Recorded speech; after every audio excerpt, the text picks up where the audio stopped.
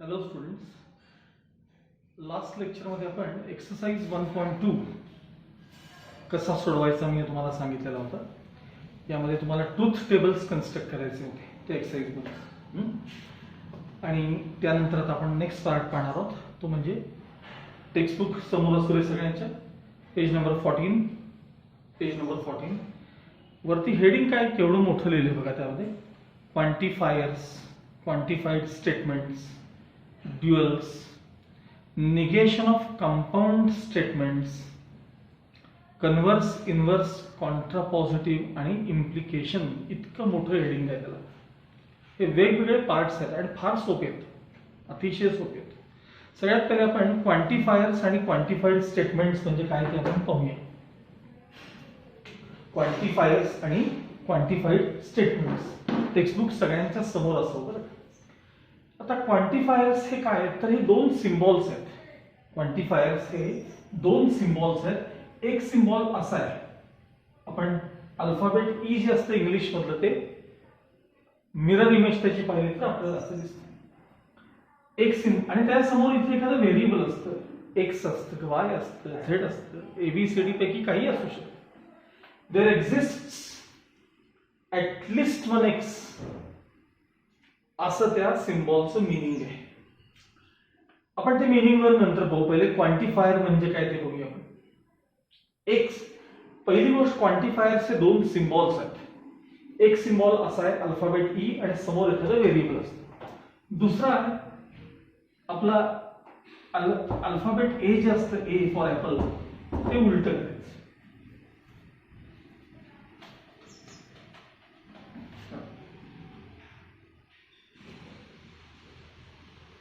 आणि पुन्हा याच्या समोर एखादं व्हेरिएबल असतं, एबीसीडी त्यातलं आपलं व्हेरिएबल असतं. For all x there exist at least one x, आणि याला म्हणायचं फॉर ऑल एक्स असं म्हणायचं. असे हे दोन क्वांटिफायर्स आहेत, दोन सिम्बॉल्स आहेत. त्यातल्या या क्वांटिफायरला एक्झिस्टेन्शियल, EXISTENTIAL, एक्झिस्टेन्शियल क्वांटिफायर असं म्हणतात. आणि याला युनिव्हर्सल क्वांटिफायर असं म्हणतात. एक्झिस्टेन्शियल क्वांटिफायर कधी वापरायचं असतं, तर आपण ज्यावेळी असं म्हणतो की there exist at least something, at least one such that, आणि मग पुढे असं काहीतरी आपण म्हणत असतो. ते कमीत कमी एक तरी असं एलिमेंट असला पाहिजे, त्यासाठी हा वापर. आणि हे जे ते फॉर ऑल सगळ्या एक्स करता मग पुढे एखादं स्टेटमेंट दिलेलं असतं. आता मुळात हे वापरतातच का हे आधी पहिले सांगतो. आपण ज्यावेळेस स्टेटमेंट म्हणजे काय हे जेव्हा पाहिलं होतं आपण, what do you mean by statement in logic, statement कशाला म्हणतात, तर त्यावेळी आपण असं पाहिलं होतं, any declarative sentence or any assertive sentence which is either true or false but not both at the same time is called a statement in logic. आपण त्याला लॉजिक मध्ये स्टेटमेंट असं म्हणतो. मग इंटरोगेटिव्ह सेंटेन्सेस, इम्पेरेटिव्ह वगैरे वगैरे, ते जे बाकीचे एक्सक्लेमेटरी वगैरे हे बाकीचे प्रकार जे होते त्यांना आपण सेंटेन्सेस म्हणतो, पण स्टेटमेंट म्हणत नाही. त्याच वेळेला तुम्हाला मी एक मॅथमॅटिकल असं एखादं सेंटेन्स दाखवलं ज्याला आपण ओपन सेंटेन्स म्हणतो. उदाहरणार्थ x+4 याची व्हॅल्यू 5 आहे. हे जे सेंटेन्स आहे हे मॅथमॅटिकल सेंटेन्स आहे, पण ते स्टेटमेंट नाहीये.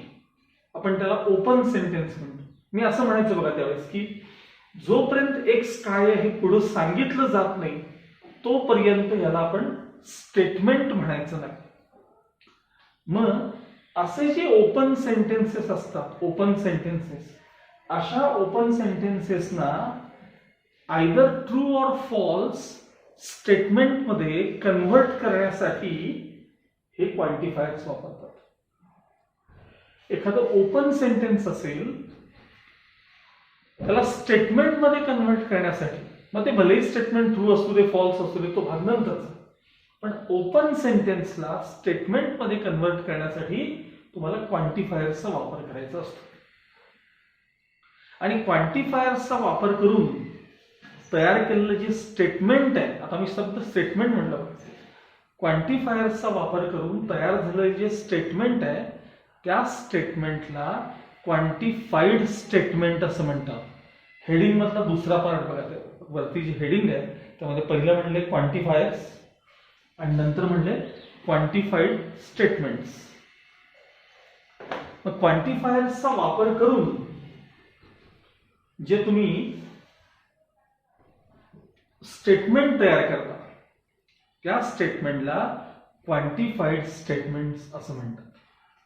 आता याचा वापर कसा करायचा, काय करायचा, आपण एक दोन एक्झाम्पल आपण त्यासाठी पाहूया. ओके,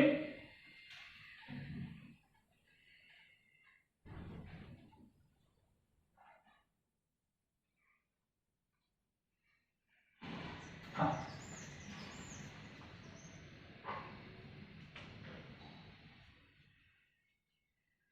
बघा,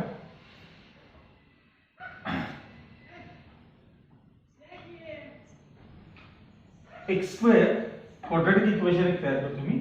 एक्स स्क्वेअर -2x - 3 = 0 हे क्वाड्रॅटिक इक्वेशन आहे. आता हे ओपन सेंटेन्स आहे, कारण जोपर्यंत एक्स काय आहे हे सांगितलं जात नाही, आता एक्स समजा 10 असेल तर 10 रिप्लेस केल्यानंतर त्याचा आन्सर 0 आलं तर ठीक, नाही आलं तर ते फॉल्स आहे. जोपर्यंत एक्स काय हे सांगत नाही तोपर्यंत हे काय स्टेटमेंट, हे सेंटेन्स काय ओपन सेंटेन्स. आणि आता सेकंड बघा, x square is greater than or equal to 1. X square is greater than or equal to 1 हे पुढचं स्टेटमेंट. जोपर्यंत एक्स काय हे सांगितलं जात नाही तोपर्यंत आपण याची ट्रूथ व्हॅल्यू ठरवू शकत नाही, तोपर्यंत हे ओपन सेंटेन्स. दोन्ही ओपन सेंटेन्सेस आहेत. आता दोन्हीही काय आहेत, हे ओपन सेंटेन्सेस आहेत. आता मी जरा थोडंसं रफर करतोय या क्वाड्रॅटिक इक्वेशन करता. हे क्वाड्रॅटिक इक्वेशन मी सिम्प्लिफाय करणार आहे. -3 ला स्प्लिट करा, डिफरन्स 2 यायला पाहिजे. 3 × 3 असे फॅक्टर्स पडतील.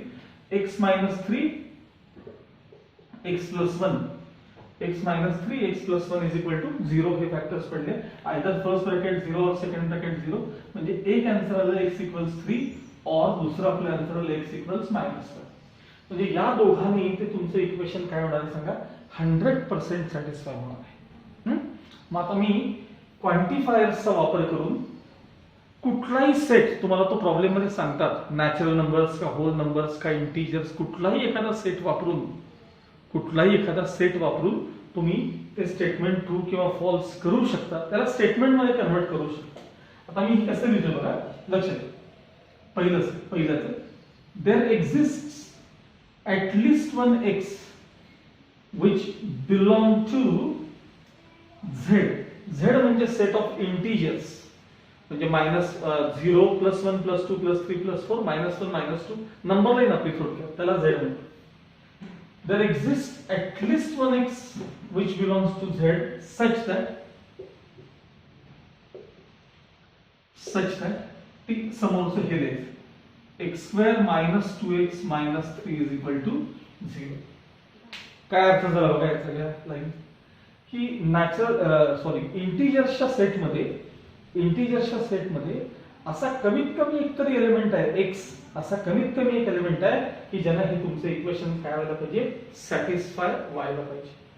मग आता मला सांगा की तुमच्या इंटिजर्स मध्ये -1 असतात की नाही सांगा, इंटिजर्स मध्ये 3 असतात की नाही सांगा. म्हणजे इंटिजर मध्ये कमीत कमी एखादा तरी असा एलिमेंट आहे की ज्यानं तुमचं इक्वेशन काय होणार आहे, सॅटिस्फाय होणार आहे. मग आता हे स्टेटमेंट आहे आणि याची ट्रूथ व्हॅल्यू मात्र t आहे. आता मी हेच त्याला फॉल्स कसं करतो बघा. For all x which belong to काही घ्या, z घ्या, नॅचरल नंबरचा सेट n घ्या, होल नंबर्स घ्या, तुम्हाला हवं ते घ्या, काही घ्या. For all x which belong to z. आता बऱ्याचदा फॉर ऑलच्या वेळेस आहे की नाही, सच दॅट लिहिलं तरी चालतं, नाही लिहिलं तरी चालतं, पण इथं मात्र देअर एक्झिस्ट च्या वेळेस सच दॅट म्हणावं. ह्याला लिहिलं तरी चालतं, नाही लिहिलं तरी चालतं, मी लिहितो. Such that x square minus 2x minus 3 is equal to 0. आता देखील हे स्टेटमेंट आहे, पण ते फॉल्स आहे. का माहिती आहे? For all x which belong to z, म्हणजे इंटिजर्सच्या सेटमध्ये जेवढे जेवढे तुम्हाला एलिमेंट्स दिसतात, म्हणजे इंटिजर मध्ये कोण कोण असतं सांगा. बघा, नंबर लाईन काढून 0 1 2 3 -1 -2 -3, इकडे इन्फायनाइट तिकडे इन्फायनाइट. सगळ्या इंटिजर्स करता हे तुमचं इक्वेशन ट्रू आहे किंवा त्याची व्हॅल्यू 0 येते असं या लाईनचा अर्थ झाला. For all x which belong to Z such that x square minus 2x minus 3 equal 0, सगळ्यांकरता ट्रू आहे असं त्यांनी म्हटलेलं आहे. मग मला सांगा, ते x इक्वल्स 3 करता ट्रू आहे मान्य आहे, x इक्वल्स -1 करता मान्य आहे, पण x इक्वल्स 0 1 2 -2 -3 किंवा बाकीच्यांकरता हे ट्रू आहे का सांगा? नाही. त्यांनी म्हटले फॉर ऑल एक्स, सगळ्यांकरता ट्रू आहे. म्हणजे याचा अर्थ हे स्टेटमेंट आता काय झालं सांगा, तुमचं फॉल्स स्टेटमेंट झालं. म्हणजे क्वांटिफायर वापरून एखादं स्टेटमेंट तुम्हाला ट्रू किंवा फॉल्स याच्यामध्ये ते कन्वर्ट करता येत. आता जरा त्या सेकंड स्टेटमेंट ठीक आहे. बघा, x square greater than or equal to 1. आता मी या एक्झिस्टेन्शियल क्वांटिफायरचा वापर करून ते कसं लिहितो बघा. There exists at least one x which belongs to n such that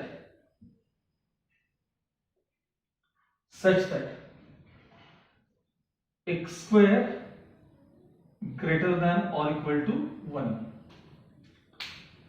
natural नंबरच्या सेट मध्ये कमीत कमी एक तर एलिमेंट असा आहे,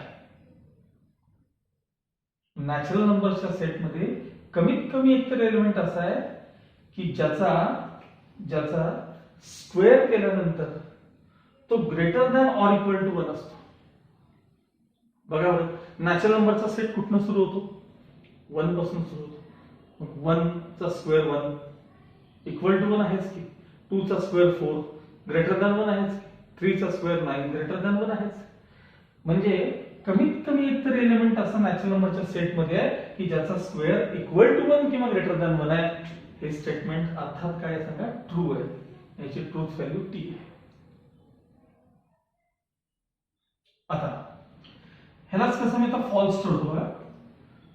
for all x which belong to whole numbers किंवा w, for all x which belong to whole numbers.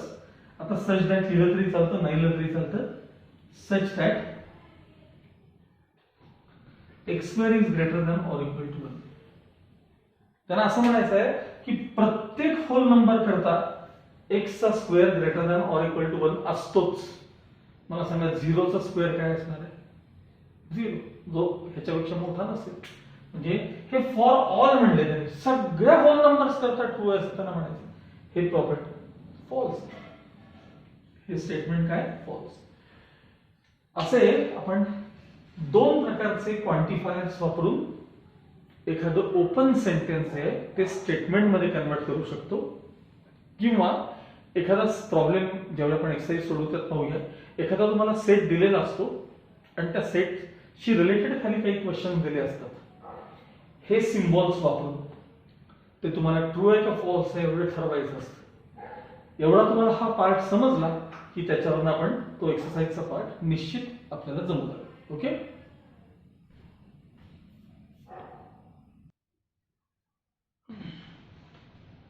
Okay. Now next part is dual of a statement. D-U-A-L. Dual. Textbook मध्ये लक्ष द्या. Dual of a statement. Okay? तर एकदम सोपा part आहे. Dual of a statement.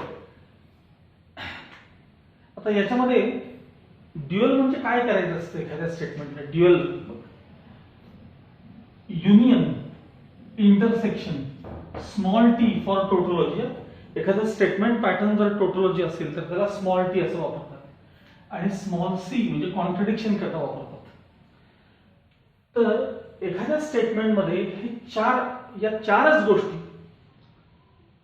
एकतर intersection, union, tautology आणि contradiction, हे आपापसात इंटरचेंज करायचे. म्हणजे युनियन आणि इंटरसेक्शन हे आपापसात बदलायचे आणि टोटोलॉजी आणि कॉन्ट्रडिक्शन हे आपापसात बदलायचे.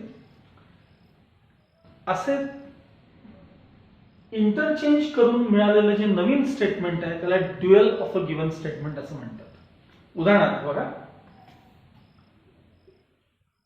Dual of P union Q is P intersection Q. बस युनियनच्या जागी इंटरसेक्शन करा किंवा इंटरसेक्शनच्या जागी युनियन करा. टोटोलॉजी जागी कॉन्ट्रडिक्शन करा, कॉन्ट्रडिक्शनच्या जागी टोटोलॉजी करा. याला म्हणतात ड्युअल ऑफ अ स्टेटमेंट. याच्यामध्ये बाकी निगेशन किंवा इक्विव्हॅलंट असे जे साइन्स असतील याच्यात कसलाही बदल करायचा नाही. फक्त चेंज एवढाच करायचा, युनियनचं इंटरसेक्शन करा, इंटरसेक्शनचं युनियन करा, टोटोलॉजी असेल तर कॉन्ट्रडिक्शन करा आणि कॉन्ट्रडिक्शन असेल तर टोटोलॉजी करा. आणि जे नवीन स्टेटमेंट तुम्हाला मिळेल त्याला ड्युअल ऑफ गिव्हन स्टेटमेंट असं म्हणायचं. याचा फार कुठे उपयोग होत नाही, पण आपण नंतर जेव्हा काही लॉज शिकू, आपण बरेच अगदी शेवटी ते लॉज त्यात काही लॉज एकमेकांचे ड्युअल्स असतात. याकरता फक्त आपल्याला हा पार्ट येणं आवश्यक आहे. त्याकरता पेज नंबर टेक्स्टबुकमध्ये पेज नंबर 14 बॉटमचा पॅराग्राफ फक्त एकदा वाचून घ्यायचा. मी तुम्हाला बऱ्याचदा सांगितलं की हा एकमेव लेसन असा आहे मॅथ्समध्ये की जो सारखा वाचायचा आहे. तुम्हाला लेसन खरं तर वाचायचं नाही मॅथ्समध्ये कधी, पण ह्याला मात्र वाचत राहायचं असतं. काय म्हणले बघा, खालचं लास्ट लाईन फक्त एक्झाम्पल बघा. The dual of P union Q is P intersection Q. मी दाखवलंच आहे ते एक्झाम्पल तुम्हाला. त्यानंतर दुसरं बघा, T युनियन P, T म्हणजे टोटोलॉजी. T युनियन P चं ड्युअल तुम्हाला काय दिलं बघा, T मी लिहून दाखवतो. T युनियन P असं एक स्टेटमेंट आहे. T युनियन P ह्याचं dual, the dual of T union P is, सांगा टोटोलॉजीला काय करायचं नाही त्यांनी, कॉन्ट्रडिक्शन. युनियनच्या जागी काय करायचं, इंटरसेक्शन. आणि P तुमचं स्टेटमेंट आहे ते अनालिसिस, त्याच्यात काही बदल होत नाही. तर हे त्याचं ड्युअल स्टेटमेंट आहे. बघा तिथे अजून एक दोन एक्झाम्पल दिलेले. नंतर थर्ड बघा, T इंटरसेक्शन P चं ड्युअल काय दिले तुम्हाला, तर C युनियन P, टोटोलॉजीच्या जागी कॉन्ट्रडिक्शन करायचं. आणि तिथे दिलेले एक्झाम्पल 1 जे आहे ते एकदा पाहून घ्या. तुम्हाला साधारण 7 स्टेटमेंट्स वरती दिले आणि खाली सोल्युशन मध्ये त्यांचे तुम्हाला ड्युअल्स करून दाखवलेले. लक्षात ठेवा, ड्युअल करत असताना फक्त युनियन आणि इंटरसेक्शन आपापसात बदलायचे, टोटोलॉजी आणि कॉन्ट्रडिक्शन आपापसात बदलायचे. स्टेटमेंट PQRS मध्ये कसलाही बदल होत नाही, निगेशनच्या साइन मध्ये कसलाही बदल होत नाही, इक्विव्हॅलंटच्या साइन मध्ये कसलाही बदल होत नाही. एवढाच फक्त हा ड्युअलचा पार्ट लक्षात ठेवायचा. Okay, now next part, negation of compound statement. हा फार महत्वाचा भाग आहे. Negation of compound statements. आणि काही निगेशन तुम्हाला हे बाय हार्ट करायचे असतात. जसे आता मी तुम्हाला मागं आयदर ऑर मध्ये, आयदर ऑरचं जे निगेशन असतं त्याच्यामध्ये मध्ये अँड येतं वगैरे आपण जे सांगितलेलं आहे तोच प्रकार तुम्हाला इथे पुन्हा एकदा पाहिजे. Negation of a compound statement. मला सांगा, आपण कंपाऊंड स्टेटमेंट कोणते कोणते पाहिले होते सांगा. कंपाऊंड स्टेटमेंट, त्या कंपाऊंड स्टेटमेंटमध्ये आपण ज्यावेळी कनेक्टिव्ह शिकलो त्यावेळी आपण इंटरसेक्शन हे कनेक्टिव्ह शिकलो. त्याला ऍक्च्युली कंजंक्शन म्हणतात. त्या स्टेटमेंटला कंजंक्शन ऑफ टू स्टेटमेंट म्हणतात. मग युनियन पाहिलं आपण, युनियन त्याला डिसजंक्शन म्हणतात. नंतर आपण इम्प्लिकेशन पाहिलं, इम्प्लिकेशन. त्यानंतर बाय कंडिशनल स्टेटमेंट पाहिलं आणि निगेशन देखील पाहिलं. तर या सगळ्या कनेक्टिव्हचा यूज करून आपण जे कंपाऊंड स्टेटमेंट तयार करतो त्या कंपाऊंड स्टेटमेंटचं निगेशन कसं असतं हे आपल्याला पाहायचं आहे. म्हणजे थोडक्यात पहिलं, आता टेक्स्टबुक मध्ये पण लक्ष द्या, त्यातलं निगेशन मध्ये फर्स्ट हेडिंग आहे negation of conjunction.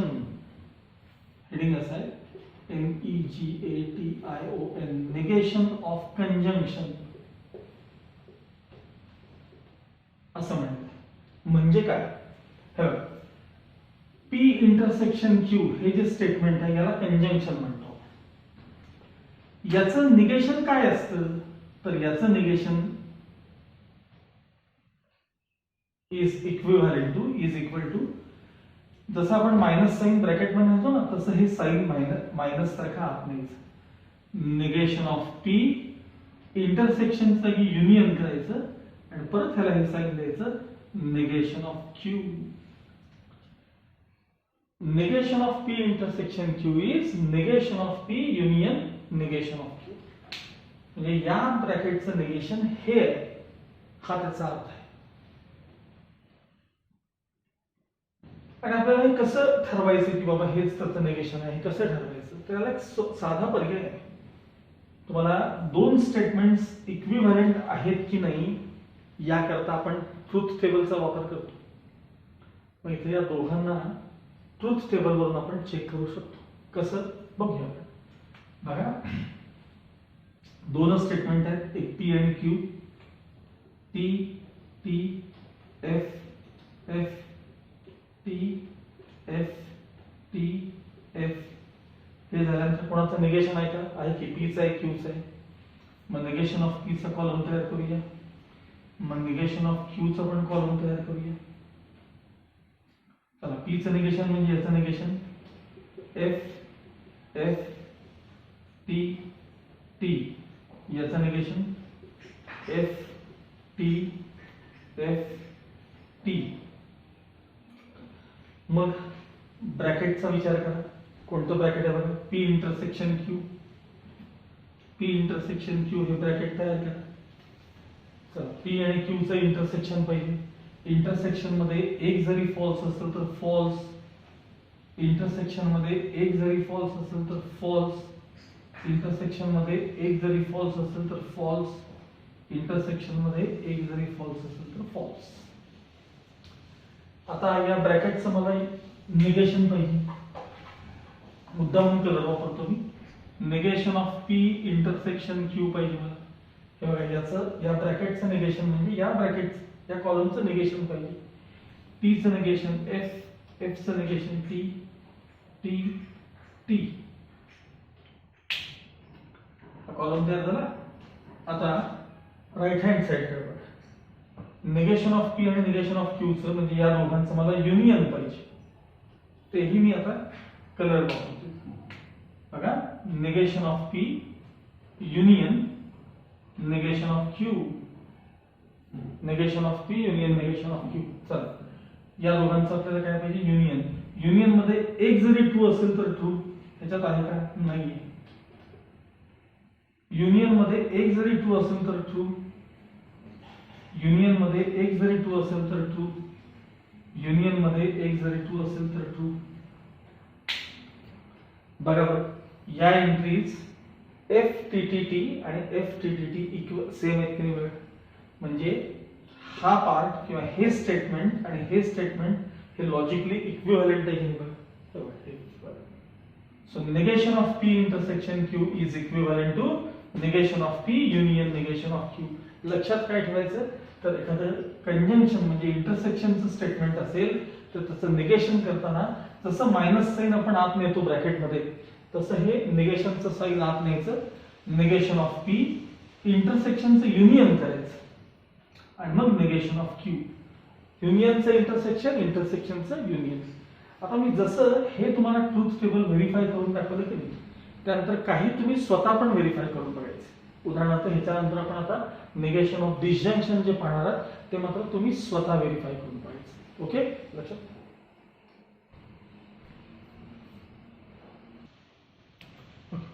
Now second negation of disjunction. Disjunction म्हणजे आपण त्याला युनियनचा सिंबल वापरतो. ऑर आयदर ऑर त्याला डिसजंक्शन म्हणतो. मग पी युनियन क्यू या स्टेटमेंटला डिसजंक्शन म्हणायचं. त्याचं जर निगेशन तुम्हाला पाहिजे असेल तर मायनस साइन मगासारखं आत न्या. निगेशन ऑफ पी युनियनचं इंटरसेक्शन करा निगेशन ऑफ क्यू.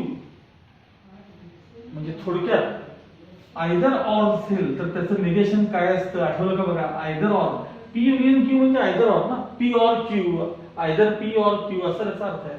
मग आयदर ऑरचं निगेशन हे नायदर नॉर असतं आणि नायदर नॉर मध्ये अँड असतं अँड. आता हे तुम्ही स्वतः ट्रूथ टेबल करून व्हेरीफाय करून बघा. काय काय करणार सांगा.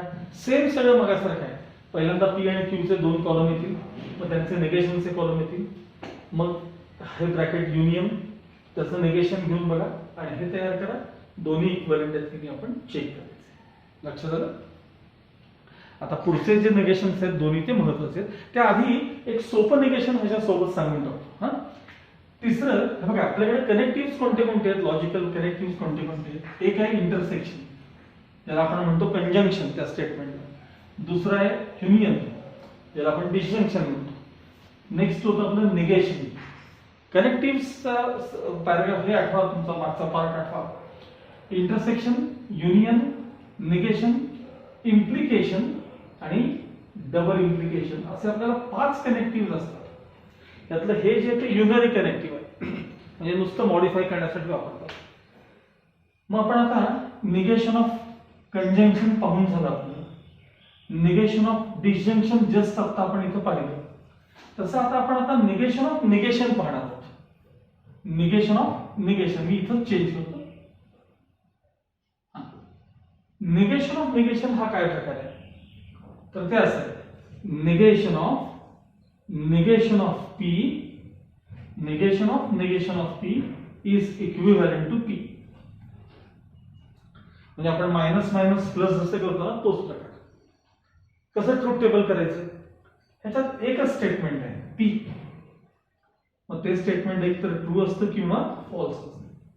मग आपण त्याचं निगेशन घेऊया या पीचं. तर याचं निगेशन काय आलं, फॉल्स. याचं निगेशन काय आलं, ट्रू. आता या निगेशनचं परत निगेशन घेऊया. फॉल्सचं निगेशन काय आलं, टी, आणि टीचं निगेशन काय आलं, फॉल्स. म्हणजे टीएफ म्हणजे परत हे स्टेटमेंट आलं गेलं.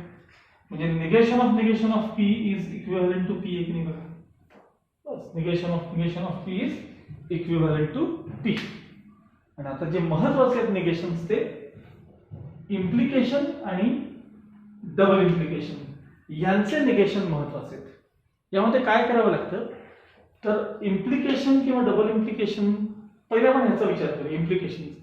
इम्प्लिकेशनचं जे स्टेटमेंट आहे ते मुळात तुम्हाला आधी या कोणत्या तरी फॉर्म मध्ये आणावं लागतं.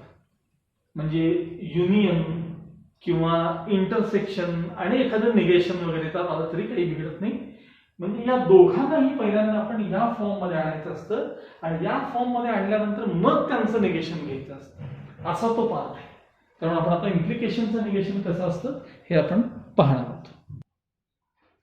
ओके, आपण आता इम्प्लिकेशनचं निगेशन पाहणार आहोत, पण ते डायरेक्ट नाही पाहणार आहोत. त्याला कारण असं आहे, सगळ्यात पहिले तुम्हाला हे कळलं पाहिजे की पी इम्प्लाइज क्यू याला equivalent statement negation of p union Q असं आहे. हे आधी आपल्याला पहिले पटलं पाहिजे की पी इम्प्लाइज क्यू ला इक्विव्हॅलेंट स्टेटमेंट आहे negation of p union Q. आता हे कसं ठरवायचं, तर ट्रूथ टेबलवरनं ठरवायचं. परत बघा, एक स्टेटमेंट पी आहे, दुसरं स्टेटमेंट क्यू आहे. कोणाचं निगेशन आहे का बघा, त्यामध्ये आहे पीचं निगेशन आहे. ते झाल्यानंतर कोणते टर्म्स ब्रॅकेट आहेत का, नाही आता हे ब्रॅकेटच समजा नाही. मग एक पार्ट आहे पी इम्प्लाइज क्यू. ओके, आणि नंतर आहे निगेशन ऑफ पी चं युनियन घ्यायचंय. कोणाबरोबर सांगा, क्यू बरोबर आपल्याला युनियन घ्यायचं. ठीक आहे, मग दोन स्टेटमेंट आहेत पी आणि क्यू. मग T F F T F T F. ठीक आहे, चला पी चं निगेशन करा, म्हणजे ह्याचं निगेशन करा, एफ एफ टी टी. आता पी इम्प्लाइज क्यू सांगा. इम्प्लिकेशन मध्ये only t implies f is F.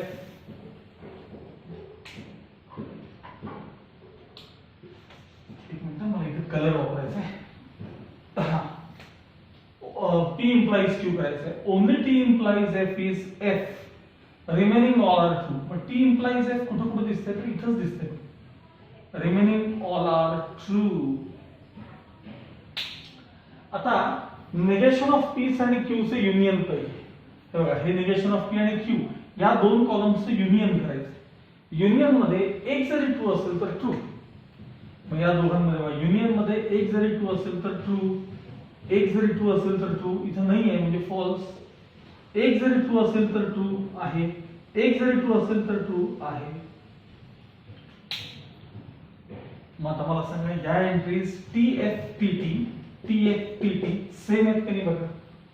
म्हणजेच हे स्टेटमेंट आणि हे स्टेटमेंट हे लॉजिकली इक्विव्हॅलेंट आहे की नाही बघा. हे पहिलं समजलं. म्हणजे हे पाठ करायचं बरं का तुम्हाला. हे P implies Q ला इक्विव्हॅलेंट स्टेटमेंट काय, तर negation of P union Q, याचं निगेशन आणि याच्याशी युनियन असं लक्षात ठेवायचं. P implies Q ला इक्विव्हॅलेंट स्टेटमेंट सांगतोय मी, ऐका नीट, शब्द नीट ऐका. P implies Q ला इक्विव्हॅलेंट स्टेटमेंट काय आहे, तर negation of P union Q असं आहे. मग मला सांगा, मी आता अल्फाबेट्स चेंज करतोय. R implies S ला इक्विव्हॅलेंट स्टेटमेंट काय सांगा, तर negation of R union S. आपण सहसा ABCD वापरत नाही, पण तरी सुद्धा A implies B ला इक्विव्हॅलेंट स्टेटमेंट काय सांगा, negation of A union B आहे. हे यातनं तुम्हाला समजलं पाहिजे. आपण हे ट्रूथ टेबलला व्हेरीफाय केलं. आता पुढचा पार्ट बघा. आपल्याला इम्प्लिकेशनचं निगेशन पाहिजे. म्हणजे P implies Q असं जे स्टेटमेंट आहे ना, याचं मला निगेशन पाहिजे. ते काय आपण आता बघूया. निगेट इज इक्विव्हॅलेंट टू, हे निगेशनचं साइन मी तसंच ठेवतोय. फक्त हे जे ब्रॅकेट आहे की नाही, P implies Q, मला सांगा याला इक्विव्हॅलेंट स्टेटमेंट काय आहे, तर हे काय आहे सांगा, negation of P union Q. मग आता मायनस साइन जर आत जाऊ दे बरं, सांगा काय काय चेंजेस होतात. निगेशन ऑफ P युनियनचं काय होतं, इंटरसेक्शन, आणि हे मायनस साइन आला, निगेशन ऑफ Q. आता थोड्या वेळापूर्वीच दाखवलं तुम्हाला मी. निगेशन ऑफ P म्हणजे काय, तर नुसतं P is equivalent to negation of P म्हणजे P intersection negation of Q. म्हणजे थोडक्यात P implies Q याचं निगेशन आहे, P implies Q चं निगेशन आहे P बट म्हणा, अँड नाही but, P but not Q. Not negation म्हणजे नॉट असं लक्षात ठेवायचं. P but not Q. आणि आता हे पाठच करायचं. P implies Q चं negation, P but not Q. A implies B चं negation, A but not B. R implies S चं negation, R but not S. असं हे पाठ करायचं. Negation of P implies Q is P but not Q. Text book मध्ये बघून घ्या. Negation of P implies Q is P but not Q. Intersection आहे ना, त्याला बट वाचा. ओके.